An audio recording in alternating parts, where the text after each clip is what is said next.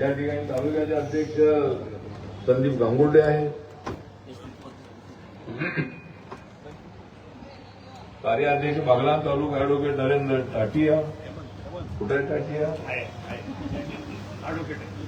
म्हणजे ज्या वेळेला मी जातो दुबई त्यावेळेला मला भेटतात भाटिया आणि ताराबागमध्ये आल्यावर हे भेटतात मला टाटिया. त्यानंतर आपले ईश्वर सरला हे आरपीआयचे सटाणा शहराचे अध्यक्ष आहेत, ईश्वरांत कार्य येत आलेले आहे. म्हणजे भालेराव आहे, अमोल पगारे आहे, काकासाहेब खांबाळकर आहे, किसन भालेराव आहे, आपला जगताप हा मालेगाव या ठिकाणी आलेला आहे. अनेक कार्यकर्ते या ठिकाणी उपस्थित आहेत. मला सांगण्यात आलेलं आहे की या भागामध्ये कांद्याचं उत्पादन फारच आहे. आणि एक गोष्ट सांगतो की जर माणसांना खायला मिळाला नाही कांदा त्याच्या जीवनाचं होऊन जाईल वांदा. कांदा हा आपल्याला आवश्यक आहे आणि कांद्याला भाव मिळाला पाहिजे अशा पद्धतीची आपली मागणी आहे. शेतकऱ्याला अनेक वेळेला ₹1 किलोला तो कांदा विकावा लागतो आणि गावात कष्ट करणाऱ्या शेतकऱ्याला त्याचा फायदा होत नाही. त्यामुळे कांद्याचं जे मूल्य आहे ते मूल्य ठरवणं अत्यंत आवश्यक आहे. कमीत कमी ₹10-12 तरी किलो कांद्याचा भाव तुम्हाला मिळाला पाहिजे. किती मिळाला पाहिजे?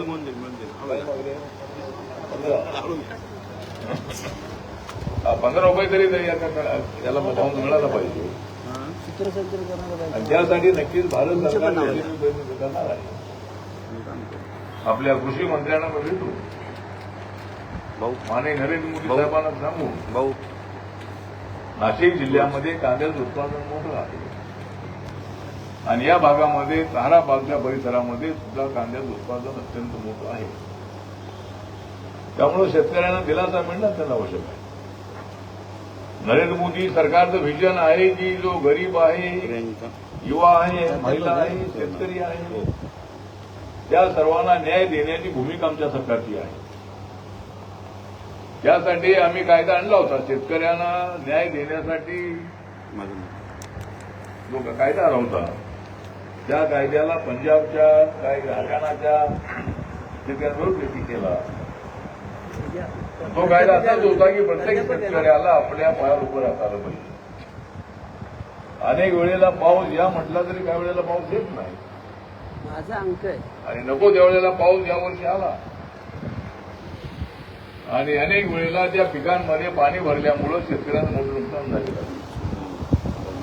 देवेंद्र फडणवीस यांच्या सरकारने 2 लाखापर्यंत कर्ज मंजूर केलेलं आहे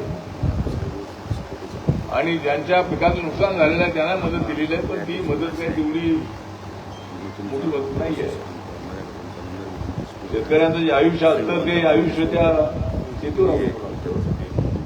मुलांचं शिक्षण आहे, त्यांचं लग्न आहे, त्यांचं आजारपण आहे, अशा अनेक गोष्टींसाठी शेतकऱ्यांना अनेक अडचणी येतात. त्यामुळे शेतकरी मजबूत झाल्याशिवाय देश मजबूत होणार नाही. शेतकऱ्यांना मजबूत करण्याची हिसाब आवश्यकता आहे. आणि ज्या ठिकाणी भूमिहीन लोक आहेत अशा लोकांना सरकारने जमीन द्यावी अशी मागणी आम्ही केलेली होती.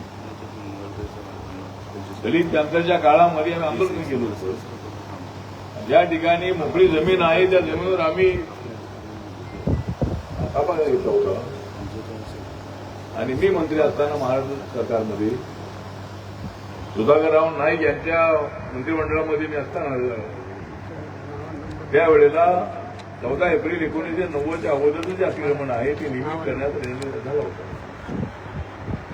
एक तर नरेंद्र मोदींचं सरकार आल्यानंतर 25 कोटी लोक गरिबी रेषेच्या वरती आलेले आहेत. एकही माणूस झोपाचे राहता कामा नये यासाठी आमचा प्रयत्न सुरू आहे. गावागावात त्या कष्टकऱ्यांना न्याय मिळाला पाहिजे ही भूमिका आमची आहे. आणि जोपर्यंत या सगळ्यांना न्याय मिळत नाही तोपर्यंत आम्हाला समाधान अजिबात नाही. एशियाची इकॉनॉमी तर वर चाललेली आहे. आम्ही 4 नंबरवर आलेलो आहोत. थोड्या दिवसांनी नंबर 3वर आम्ही येणार आहोत. आणि 1 नंबरला अमेरिका, 2 नंबरला चायना आणि नंबर 3ला भारताचा नंबर लागणार आहे. पण ठीक आहे, ही तर इकॉनॉमी आहेच आपली पुढे चाललेली आहे. मेड इन इंडियाला महत्व आम्ही दिलेलं आहे. अनेक तालुक्यामध्ये, जिल्ह्यामध्ये MIDCची जागा त्या ठिकाणी करू, त्या ठिकाणी छोटे मोठे उद्योग उभे राहिले पाहिजे. MSME जे आहे ते MSMEमध्ये 30, 40, 50, 60% सबसिडी आहे. त्यामुळं 1 कोटीचा, 2 कोटीचा, 10 कोटीचा, 20 कोटीचा, 30 कोटीचा एखादा जो प्रोजेक्ट आहे तो सुद्धा आपण उभा करण्याचं आवश्यक आहे. पण शेतकऱ्यांच्या मुलाला सुद्धा माझं निवेदन आहे की आपण आता उद्योगामध्ये पुढे आलं पाहिजे. शेती तर आपली आहेच आहे, पण शेतीवर अवलंबून राहून आपल्याला सगळ्या समस्या सोडवता येत नाही आहे. त्यासाठी आपला साईड बिझनेस असला पाहिजे. इतर काही गोष्टी आपण करणं अत्यंत आवश्यक आहे. आणि त्यासाठी भारत सरकारच्या वतीनं जर आपण असे प्रोजेक्ट आणले तर त्या प्रोजेक्टना पूर्णपणे मदत करण्याचा प्रयत्न करणार आहे. खेड्यापाड्याच्या लोकांना न्याय मिळणं अत्यंत आवश्यक आहे. त्या महाराष्ट्रातून मी केंद्राच्या मंत्रिमंडळामध्ये केलेलो आहे. बाबासाहेब आंबेडकरांचा आशीर्वाद नसता तर कदाचित मला दिल्लीच्या तख्तावर पोचता आलं नसतं. आपल्यासारखे किशोरसारखे लोक, असे असंख्य लोक जे आहेत ते माझ्या पाठीशी नसतील तर मला नरेंद्र मोदींच्या मंत्रिमंडळामध्ये जाता आलं नसतं. तर मी आपल्याला एवढं सांगतो की रिपब्लिकन पक्षाचं नाव मी देशामध्ये पूर्णपणे नेलेलं आहे. भारताच्या कानाकोपऱ्यामध्ये रिपब्लिकन जाऊन पोहोचलेलं आहे. नागालँडमध्ये आपल्या पक्षाचे 2 आमदार आहेत. मणिपूरमध्ये आपला पक्ष रेकग्नाइज झाला. अजून 2 छोट्या राज्यामध्ये जर आम्हाला मान्यता मिळाली तर आपल्या रिपब्लिकन पक्षाला राष्ट्रीय मान्यता मिळणार आहे. आणि देशामध्ये नंबर 1ला BJP आहे, नंबर 2ला काँग्रेस आहे, नंबर 3ला आम आदमी पार्टी आहे, 4 नंबरला बसप आहे. आणि आपला पक्ष छोटा पक्ष आहे, गोरगरिबांचा पक्ष आहे, पण लोकांना न्याय देणारा आमचा पक्ष आहे. आणि बाबासाहेबांचंच म्हणणं असं होतं की फक्त दलितांच्या मतावर निवडून देणं शक्य आहे. म्हणून बाबासाहेब आंबेडकरांनी ऑल इंडिया शेड्यूल कास्ट बरखास्त केली आणि रिपब्लिकन पक्षाची स्थापना करण्याचा त्यांचा प्रयत्न होता. ते असताना काय RPI स्थापना झाला नव्हता. पण त्याच्या महापरिनिर्वाणानंतर 6 डिसेंबर 1956 नंतर नागपूरमध्ये रिपब्लिकन स्थापना झाली. आणि हा पक्ष सगळ्या जाती जमातीचा भाव. हा पक्ष शेतकऱ्यांचा, शेतमजुरांचा, गरिबांचा, दलितांचा, आदिवासींचा, मराठा समाजाचा, माळी समाजाचा, मुस्लिम समाजाचा, हिंदू समाजाचा, जैन समाजाचा, बौद्ध समाजाचा, कुठल्याही जातीच्या धर्माचा माणूस असो त्या सर्वांना रिपब्लिकन पक्षामध्ये आणलं पाहिजे हे बाबासाहेबांचं बोलपत्र आहे. आणि त्याप्रमाणे आपला प्रयत्न चाललेला आहे. सुनील महाजनसारखे लोकांचा मला आशीर्वाद असला, आपल्यासारखे लोक जे अभ्यासू लोक आहेत, आपल्यासारखे लोक लोकसेवा करणारे लोक आहेत, हे अत्यंत चांगली गोष्ट आहे. आणि आपलं नाव या भागामध्ये अत्यंत चांगलं आहे. आपलं नाव या भागामध्ये अत्यंत चांगलं आहे आणि साऱ्या देशामध्ये माझं नाव अत्यंत चांगलं आहे. त्यामुळं या भागामध्ये आपलं काम अत्यंत चांगलं चाललेलं आहे. आणि आपल्याला एकमेकाला मदत करणं अत्यंत आवश्यक आहे. आपण हे सगळे खेड्यापाड्यातील लोक आहेत त्यांच्यासाठी सहकार क्षेत्रामध्ये आपण दलितांनी उतरलं पाहिजे. सरकारी संस्था उभ्या करणं त्याचं आवश्यक आहे. आणि सरकारी संस्था उभ्या करून आपण लोकांना उभं करणं त्याचं आवश्यक आहे. महिलांसाठी मंत्रिगट उभी केली पाहिजे. आणि महिलांनी सुद्धा आपल्या कुटुंबाच्या उत्पादनामध्ये आपली भर टाकण्यात त्यांना आवश्यक आहे. त्यामुळं महिला अत्यंत ऍक्टिव्ह असतात. महिला पैसे जपून ठेवणारे असतात. पुरुषांकडे पैसे आले ताबडतोब संपवतात. तिकडे जातात आणि ते पैसे संपवतात. पण आमच्या महिला मात्र जपून ठेवत असतात.